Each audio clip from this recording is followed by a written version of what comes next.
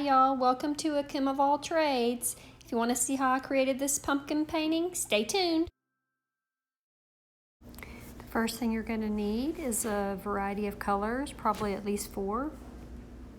The next thing you'll need is a canvas. I chose an 8x10, but you could even do this on wood. Whatever you have on hand will work. The next thing you'll need are a variety of paintbrushes. You can have just one paintbrush, but you'll have to keep cleaning it. I found it best to start out my strokes with a lighter paint. And as you can see, there's no rhyme or reason to this. You're just going to bring strokes back and forth across the canvas or wood, whatever you've chosen to paint on. And as you can see, I'm just going back and forth, kind of like making a tic-tac-toe board. Now you can see I'm coming in with the red, and I'm just doing the same thing as I did with the yellow, just going back and forth, across, up and down, making that same tic-tac-toe pattern, and even blending into the yellow at times. Here I'm mixing yellow and red to make orange. I didn't have any on hand, and I'm coming in with that and doing the same repetitive pattern that I have with the red and yellow.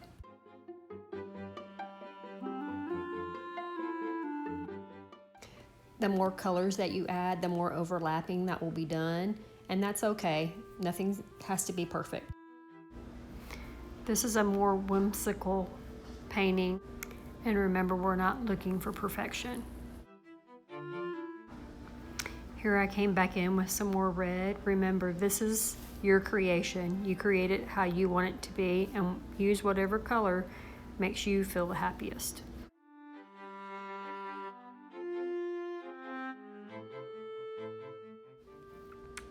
Here I'm coming in with some brown. I thought I said 4 colors, but I actually ended up using 6 colors on this because I did use some white as well. And I will come in a little bit later, as you'll see, with some black. I've chosen these colors because it reminds me of a fall day. What colors would you have used? I've cut out a bunch of the brush strokes because I didn't want this video to be too long and y'all get bored with watching me paint. I did want y'all to see that I have come back in with some of the colors that I've already used if I think that it's gotten too covered up in places. Now I'm coming in with the black and brushing it on.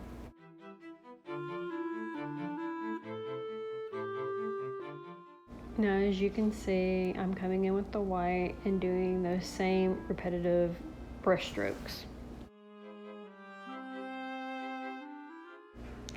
Once I get done with this white, I'm going to let it dry, and then I'm going to come back in with the black and make the fine detailed lines.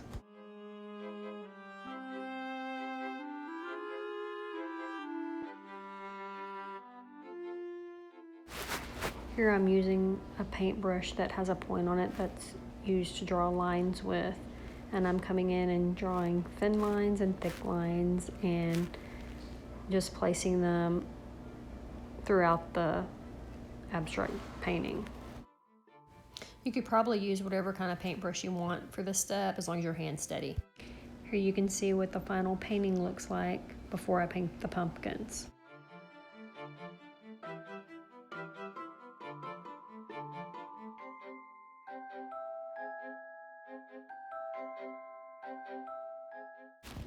Now I'm coming in with the white paint and pre-painting the pumpkin.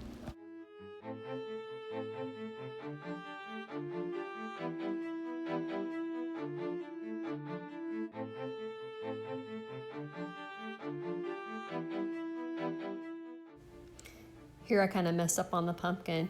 If it makes it easier for you, you might want to use a stencil and outline the pumpkin first before using the white paint.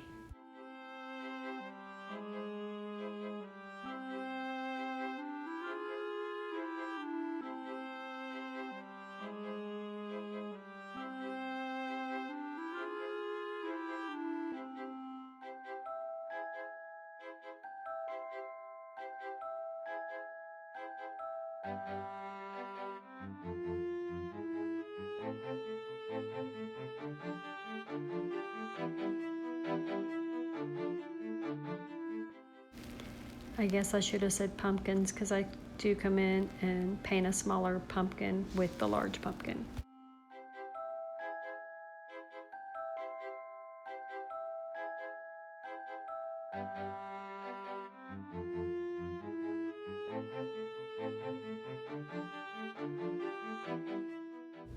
I think another idea for this painting would have been a leaf, to paint a leaf on top of this instead of a pumpkin. I think that would have looked really nice too.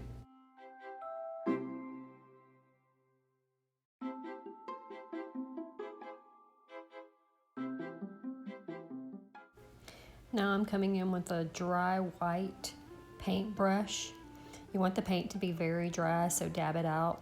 And I'm lightly stroking over the colored part above the pumpkins to make it kind of look like it's shadowed, or like it's over a shade, or like it's under a shade.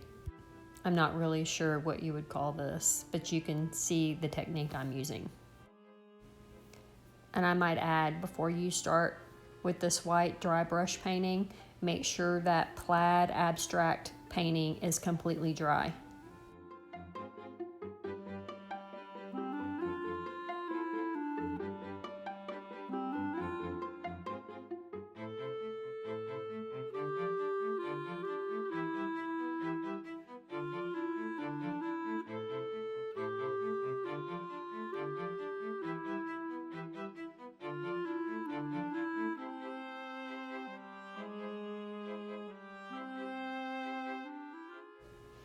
Here I come back with some white to detail my smaller pumpkin.